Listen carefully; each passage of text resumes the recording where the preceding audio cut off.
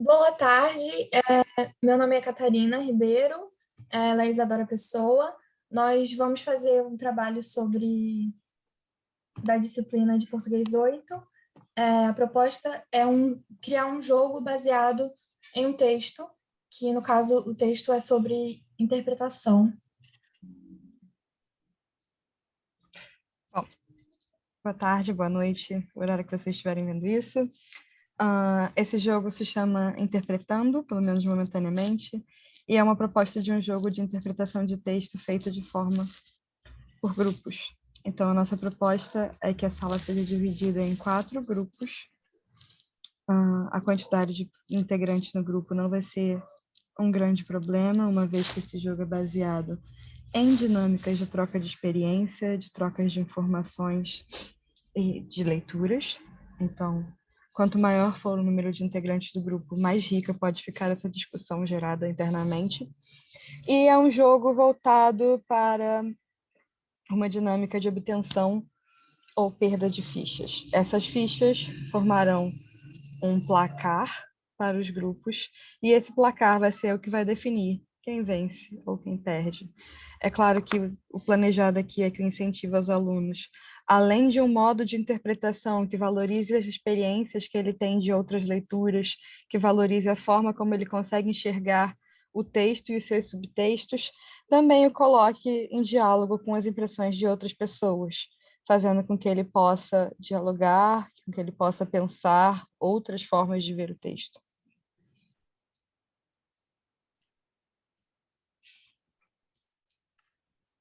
Então, as nossas instruções gerais são 4 grupos que nós planejamos. Isso porque nós planejamos 12 fichas, ou seja, 12 números a ser sorteados pelos grupos, que podem conter perguntas ou ações de jogo.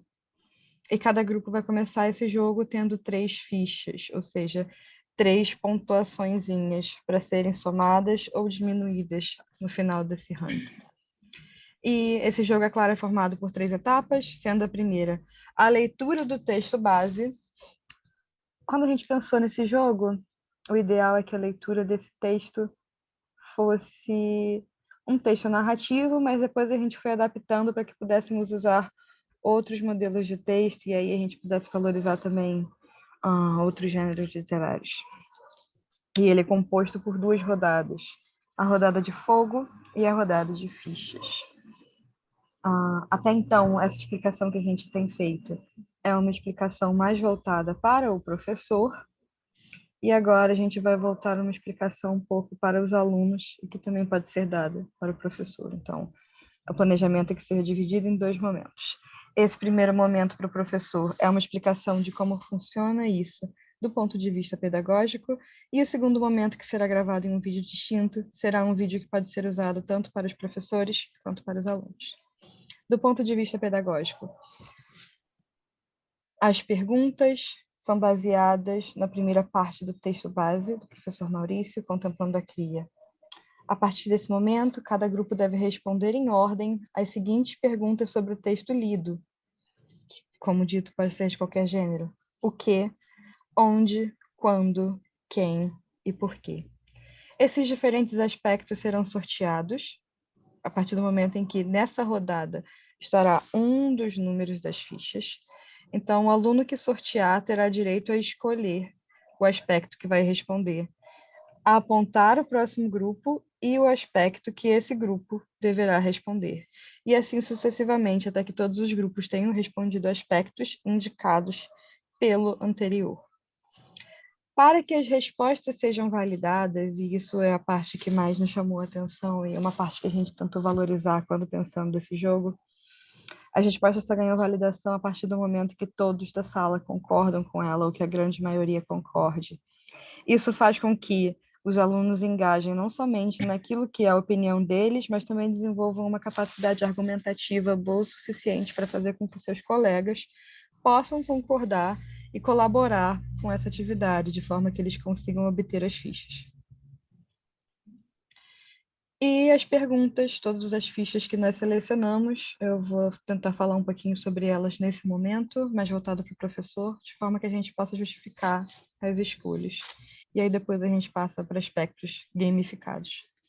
Então, o quesito número 1 é no que o gênero contribui para o não dito no texto, ou seja, todas as informações visuais, tudo aquilo que ele sabe que foi retirado do gênero, se é um e-mail, se é uma receita, o que aquilo, a formatação do próprio gênero pode trazer para a leitura.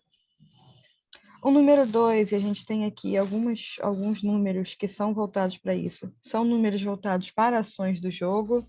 Então, são poucos números, se eu não me engano, o número 2, o número 10 e o número 11. São apenas 3 números voltados puramente para ações do jogo, que não são uma forma de fazer com que os alunos não colaborem, pelo contrário, é uma forma de fazer com que haja uma reflexão também sobre o modo como aquela atividade funciona.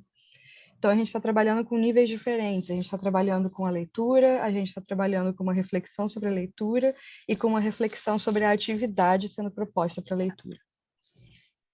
A rodada número 3 é a rodada explicada anteriormente, que é a nossa rodada de fogo, para saber o que está no texto, com as perguntas que tinham sido designadas anteriormente. A número 4 seria qual é a função social do texto. Isso é muito importante porque não é um aspecto que fica claro para a maioria dos alunos ou que eles não colocam em primeiro lugar quando pensam como funciona uma leitura de um texto. Então, no que aquilo contribui. Número 5 é uma relação entre o autor e o texto, que nem sempre é fácil de encontrar, mas que é muito útil em aulas, por exemplo, se a gente parar para pensar literatura.